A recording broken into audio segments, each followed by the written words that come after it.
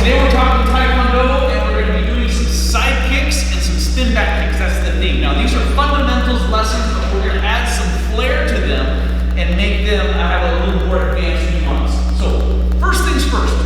The first part of today's lesson is from a sideways stance. We're going to review our regular side kick. We're performing the kick with the front leg, and the back leg is the traveling leg. So let's define legs. Front leg is my kicker, back leg is my stepper. To do my side kick, the stepping leg can go two places and be correct. Stepper can go behind kicker, and stepper can go directly behind kicker. These are both good, but the one wrong direction is stepper never steps in front of kicker. So when I do my side kick, I need to approach with a slightly backwards feel, and by stepping behind, it helps. The stepping leg is going to be my measuring stick. It's going to take me to the correct distance to be able to hit the target. And this allows my kicking leg to go to its correct kicking starting position, knee slightly behind me. Then I'm going to bow backwards, and this positions my knee behind my foot so that I can drive my kick. My foot is being driven by my knee. So we're stepping behind, backwards approach, and then bowing and shooting the side kick to the target. Here's our next progression. Same basic mechanics. We have the sideways stance, the front leg is the kicker, the back leg is the stepper. And as we do this as a next progression, instead of stepping into position and going, we're going to add a little hop. So we're replacing the step landing with a hop landing. Now this propels our body weight and we get more power because we're utilizing more body weight. What I want you to also see is upon kicking, we're stretching off of our base leg and we're leaning. Stretching off of the base leg. So upon applying the kick, this base leg is on angle. Maybe you can see if I'm here. So instead of kicking and hitting something and you're on a vertical leg, upon kicking, I want you to stretch. This leg is on angle as you kick. Because what happens is you get a reaction force. When you hit something, how hard you hit it is coming back at you as a reaction. And if you have a base leg on angle, you're positioned mechanically, structurally, to resist that reaction force, which puts more power into the target. So we want to have that base leg on angle to allow more power.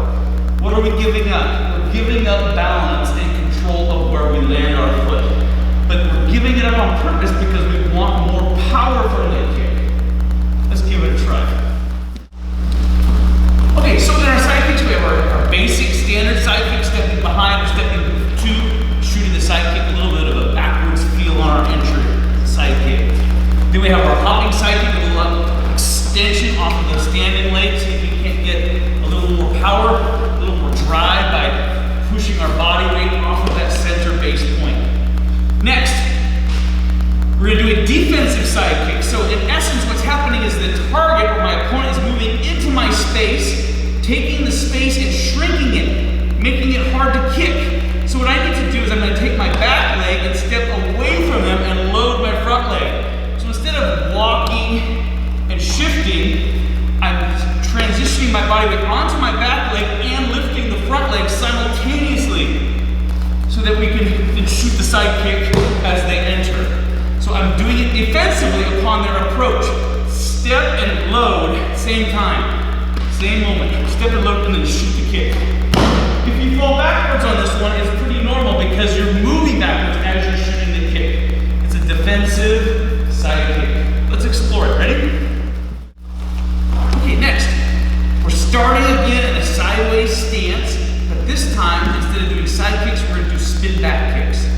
Now, from a sideways stance, I need this front foot to cross the center line, and this seam functions nicely as a center line for me. So it's a very small step that's needed because I'm already sideways. So we get that front foot out of the way, allowing us to turn our back and have this kicking leg go direct on the line, back kick. Sideways body, it's defensive in nature, so somebody's coming into my space. The front leg is my stepping, and the stepper controls distance. So I can step backwards to create more space, turn, and shoot down the line with my back kick. I can step step more shallow and anticipate if they're farther away where they're going to be and not create as much distance and then turn and do the back kick. And we want to smooth out the movement. That's one idea. Now the spin back kick is half of a spin. Did you notice?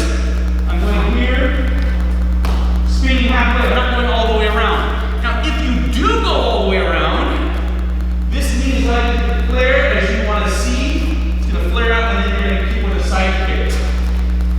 Spin side kicks are awesome. It's okay to do spin side kicks. We just want to know the difference. Spin back kick is half of a spin, and my knee travels under my hip. Spin side kick, I spin more, my knee flares out, and the side kick occurs. Think of them as the same benefit. One's not better. We teach spin back kicks because they're stricter, they're harder to do. Spin side kicks almost always happen in real practice. So it's okay if it does show up. Just realize you're doing a spin side kick rather than a technical spin back kick. But you're going to devastate, you're going to get a point all the same. Alright, here's the final idea for today. It's the spin back kick, but this one is a stepping spin back kick. This one's offensive in nature instead of defensive. Now in this case, instead of being sideways, I'm going to start a little more open. And we're going to do it out of a combination. The thing I want you to grasp today about this particular movement is we put it at the end or the middle of a series of offense. We don't start with this move. It's not a starter move. So what we're going to do is we're going to do a front lunge punch, followed by a reverse punch, going high-low with our basic 1-2 combo. Now following the reverse punch, the right arm punching in my case, the right leg takes a step to chase that down the person who's retreating. But when it steps, it crosses the center line, setting up my turn. Now look at this foot. We call this a cheater step. The kicking foot comes right next to my standing foot before it applies the spin back kick. So the combination is lunge punch, reverse punch, step, spin, cheat, kick, finish, and go. So we're attacking, putting together our attack. It's at the end. When it's at the end, people don't know a spin is coming. When it's at the beginning, people see the footwork, they know a spin is coming, and they can take you out. When it's disguised behind the attack or the offense, you can gain ground by stepping and chasing, and then get them with a move they did not see coming.